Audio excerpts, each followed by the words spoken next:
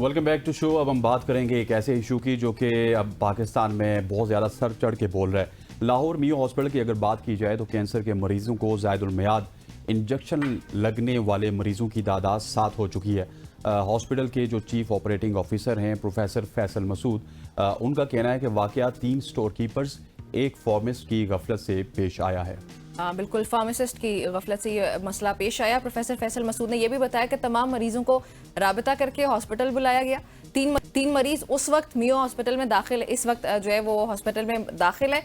तमाम पेशेंट्स को मुख्तलिफ तारीखों में ये एक्सपायर्ड इंजेक्शंस लगे और ये एक्सपायर्ड इंजेक्शंस लगने से मरीजों के दिल पर असर हुआ, ये दिल पर असर कर सकता है। तमाम मरीजों की हालत इस वक्त अभी नॉर्मल बताई जा रही है। नुमान का केस भी हमारे सामने आया जो कि माजूर हुए ये इंजेक्शन लगने की वजह से, और उनकी मदर को जब पता चला, ईद का मौका था, उनको जब पता चला तो उनकी वफात भी हुई थी सदमे से। बिल्कुल ऐसी है। इसी हवाले से बात करेंगे निमरा, एक बड़ी दिलखराश वाकया है। हमारे साथ मौजूद हैं हमारे लाहौर से रिपोर्टर अली नासिर।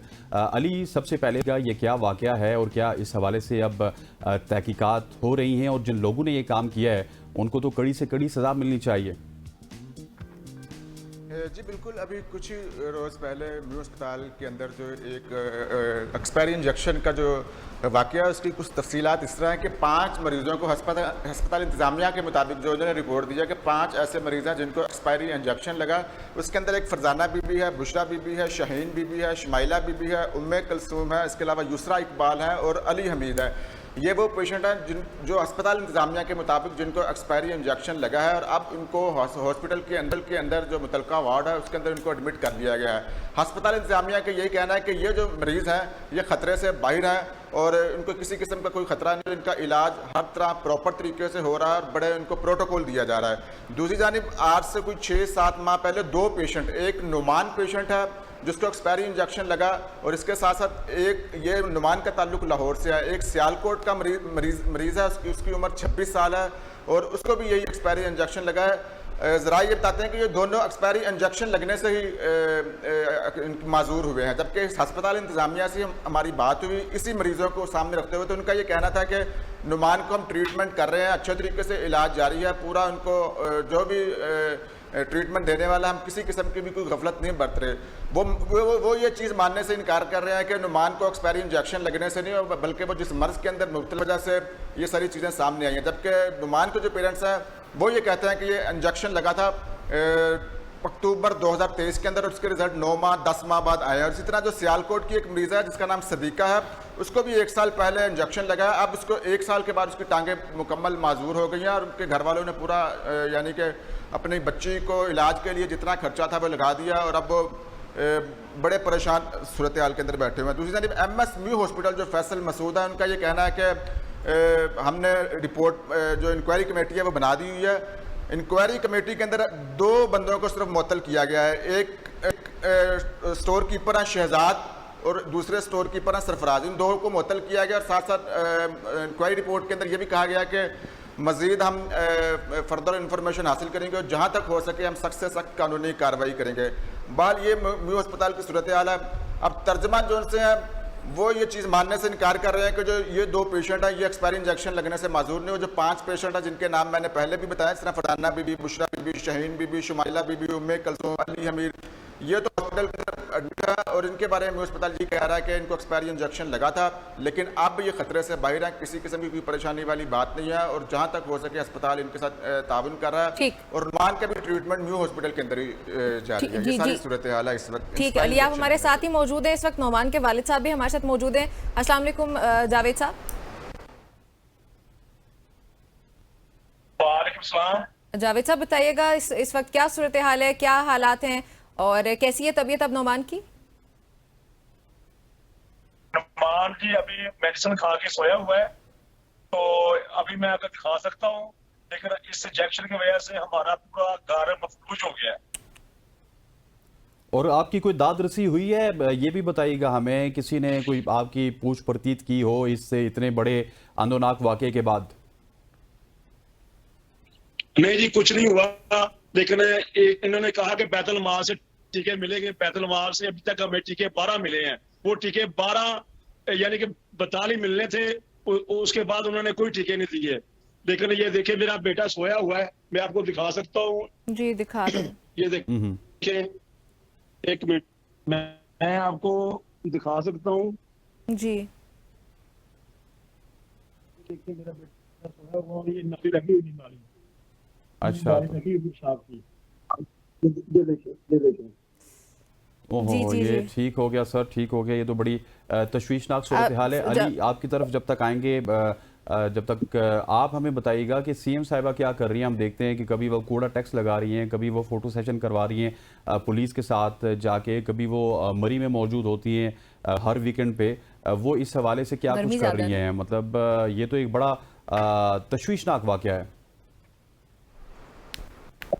जी जी, ये मेरा बेटा सोया हुआ है, लेकिन उन्होंने कहा बेटा, उसने कहा पापा मुझे अभी जगाना नहीं आपने, तो वो मेडिसिन खा के सोया हुआ है।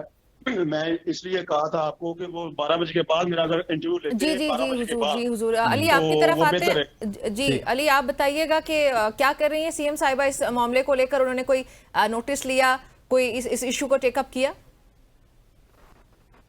जी बिल्कुल।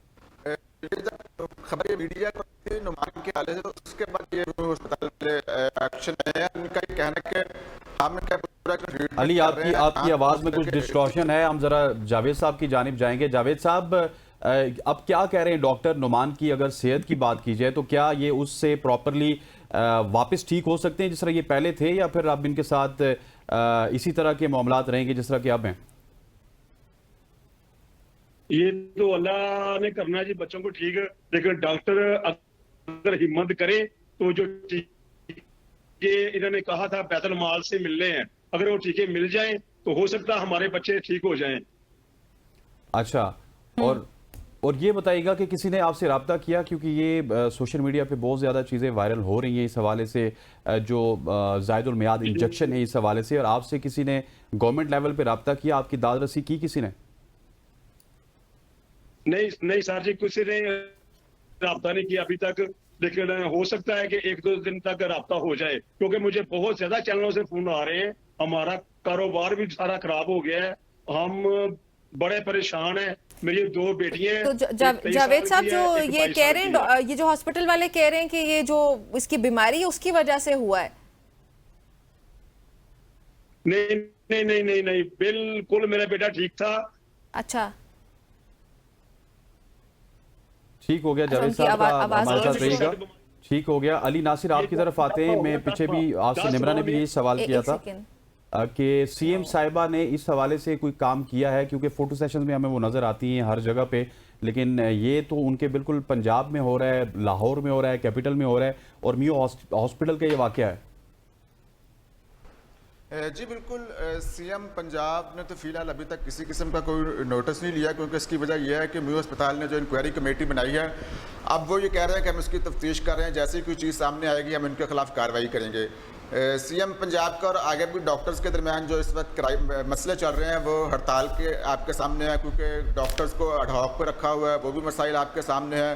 तो मरियम नवाज जो कि पाकिस्तान की वज़ीर-ए-आला पंजाब, अगर उनको फुर्सत मिले दूसरी तरफ से तो फिर मामला इस तरफ आ सकते हैं। बहरहाल मियो अस्पताल ने फिलहाल सिर्फ इसकी इंक्वायरी कमेटी बनाई है, और जैसा कि मैंने पहले ही बताया कि 2 अफराद को सिर्फ मुअत्तल किया गया, वो भी स्टोर कीपर। और अली, आपने क्या बताया कि जो इंक्वायरी कमेटी, ये इंक्वायरी कमेटी जो बनी है किस पे मुश्तमिल है? जी बिल्कुल, मियो अस्पताल ने सिर्फ इंक्वायरी कमेटी बनाई है कि किस तरीके से ये एक्सपायरी इंजेक्शन लगे हैं। तो उसके अंदर जो अब तक की जो सामने आ रही है वो सिर्फ 2 अफराद को मुअत्तल किया गया, वो भी स्टोर कीपर हैं। होना तो ये चाहिए था कि स्टोर कीपर के साथ साथ किस तरीके से वो इंजेक्शन लगे हैं, एक्सपायरी इंजेक्शन, वो डॉक्टर्स भी जिम्मेदार थे, एमएस खुद भी जिम्मेदार था, पूरे का पूरा अमला लेकिन जिम्मेदार इसके बावजूद उन्होंने इंक्वायरी कमेटी बना दी, जो निचला अमला उसको उन्होंने मुअत्तल कर दिया, शहजाद और सरफराज को। बाकी अभी उसको चंद दिन गुजर चुके हैं, लेकिन उसके बाद फर्दर कोई भी पेशरफ्त नहीं हुई कि क्या किया है इन्होंने। और अलबत्ता उन्होंने सिर्फ ये स्टेटमेंट दे दिया कि 5 पेशेंट थे, वो बिल्कुल रिकवर हो रहे हैं, बिल्कुल ठीक हैं, अस्पताल उनको पूरी तरह से उनको देखभाल कर रहा है और वो खतरे से बाहर हैं। और जो 2 पेशेंट जो माजूर हो गए, इसकी जिम्मेदारी मियो अस्पताल नहीं उठा रहा। वो कह रहे हैं कि नहीं ऐसी कोई बात नहीं है, इनको एक्सपायरी इंजेक्शन नहीं लगा।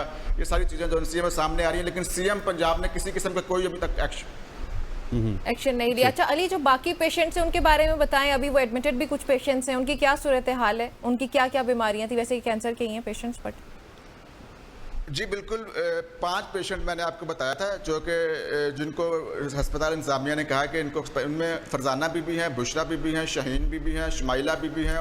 इनकी हालत ज्यादा तशवीशनाक तो नहीं है? इनका ताल्लुक लाहौर।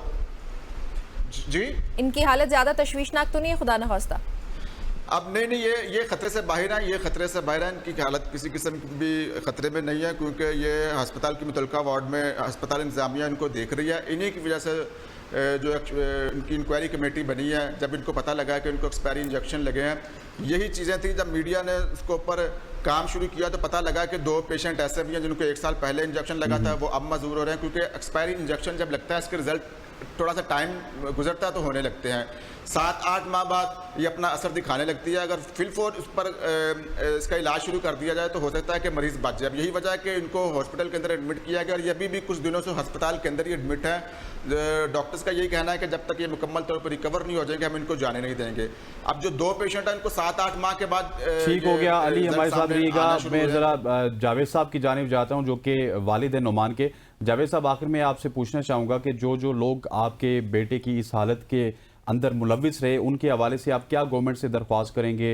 अगर गवर्नमेंट का कोई शख्स आपको सुन रहा हो कि उनको क्या सज़ा मिलनी चाहिए? सजा क्या देना जी, इन्होंने मुअत्तल करना है, इनके बाद दोबारा इन्होंने फिर अपनी ड्यूटी पे आ जाना है। हम किसी को सजा देना नहीं चाहते, हम चाहते हैं कि हमारे बच्चों का इलाज हो जाए, हमारे बच्चे फिर अपने कदमों पे खड़े हो जाएं। हमारे बच्चे खुद पैदल गए थे, अपने कदमों में चल के गए थे अस्पताल में।